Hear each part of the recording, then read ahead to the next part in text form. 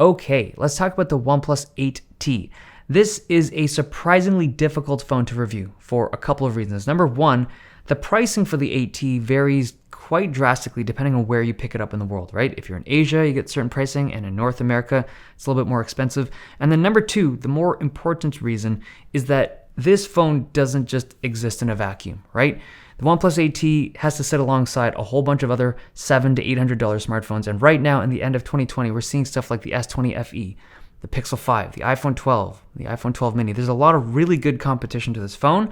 So it just took a little bit of time to kind of wrap my head around this thing. All right, let's start off with the good stuff. This phone is packed with super fast hardware, from the screen to the storage to the 5G connectivity, if that matters to you. It's just got speed written all over it. This is classically OnePlus fast, just like the OnePlus 8 and the OnePlus 8 Pro from earlier on this year. Now, quick note about the colors of these phones. The original OnePlus 8 and OnePlus 8 Pro, the greenish hue on it was called glacial green, and it's kind of like a matte pearlescent finish.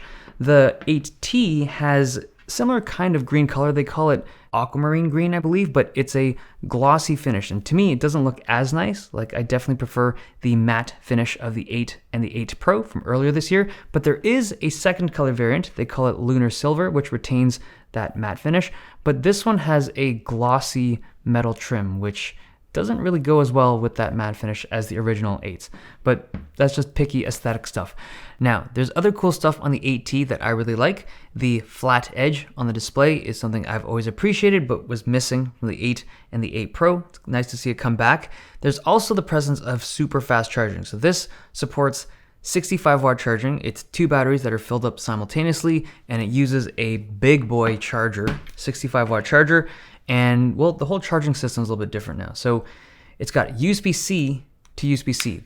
This is the first time we've ever seen double USB-C ended stuff from OnePlus. And it fills up crazy fast like you'd expect from a 65-watt charger. It took me just over 40 minutes to fill this thing up from 0 to 100. It's super fast, and it's kind of neat to see those numbers roll up so quickly. I don't know how real they are, like it could just be a approximation that they've done in software, but it is cool to look at, and it doesn't get much harder than regular 30-watt warp charging. The battery life is also quite good. I got 7.5 hours pretty consistently, screen on time, with screen brightness at about 3/4. The speaker on the bottom is quite a bit louder than the earpiece speaker, so again, there's like that stereo sound discrepancy if that bothers you, but the good stuff is really good on the OnePlus 8T. Now, I want to move this conversation onto the deficiencies or the shortcomings of this device. And to understand that, we kind of have to talk about pricing. So when I did my original review of the OnePlus 8, this was a $700 phone. And I said it was a good phone, a really good phone, but I felt like it was overpriced. The 8T is $750, a little bit more expensive. They made some upgrades, but there's a couple deficiencies that still remain on this device. Number one, there's still no wireless charging. And number two, the camera system is pretty mediocre. Now, if you look at the competitors, so the big ones would be like the S20 FE, the Pixel 5, and I guess the two iPhone 12s, like the mini and the regular. All four of those have wireless charging, and all four of those have significantly better camera systems than what is offered on the OnePlus 8T. The photos that come off of the main sensor are pretty good. They're kind of oversaturated, overprocessed, and the contrast is a little too high, but I think in general people will like these photos.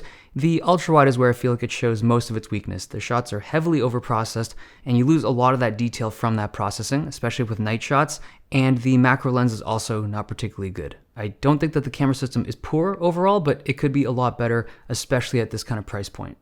You see, my issue isn't with any of the specific camera sensors or the lack of wireless charging, because as poor as some of that stuff might be, it doesn't break the phone, right? My issue is with intent, with what OnePlus is purposefully doing right now because of their three-phone lineup. So they have three phones. They have the OnePlus Nord, which is their budget option, the OnePlus 8 or the 8T, kind of like the middle of the road, and they have their super expensive or more expensive OnePlus 8 Pro.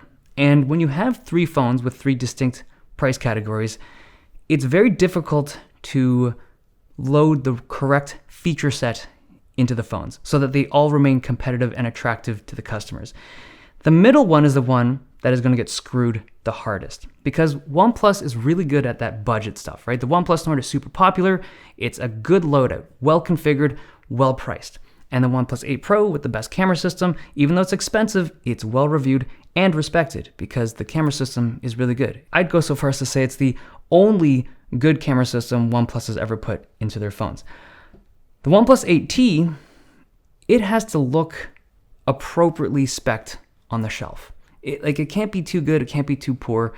But when you have something like the OnePlus Nord, and you have something like the OnePlus 8 Pro, it is super hard to configure this thing properly. It is so hard to make this phone sit on the shelf alongside the other two phones. And so what you end up with is this weirdly gimped phone that has deficiencies in areas that don't need to be deficient. They do not need to have this camera system in here. I'm sure that if they spent like 20 bucks, if the cost of this phone could be bumped up by 20 bucks, they could have a killer camera system in here. They could bump up the price by another 5 bucks and have wireless charging in there. But they can't, because if they did, no one would buy the 8 Pro. No one would buy the 9 Pro next year. That version of the 8T would be too good, be too well spec'd for 750 bucks. But this makes the real 8T a very difficult phone to recommend openly. Like, there's certain people that will find certain features on this phone very useful, right? If you're someone who needs that fast charging, plug it up for a few minutes, get like 20%, that's awesome. But for the vast majority of people, I'd recommend one of the other phones or one of the older 8s, like 8 or the 8 Pro. It's unfortunate, right? This is OnePlus's newest phone and it should be an awesome one. And it is, but because of the competition, because of its pricing, it is what it is. Okay, hope you guys enjoyed this video. Thumbs if you liked it, subs if you loved it. See you guys next time.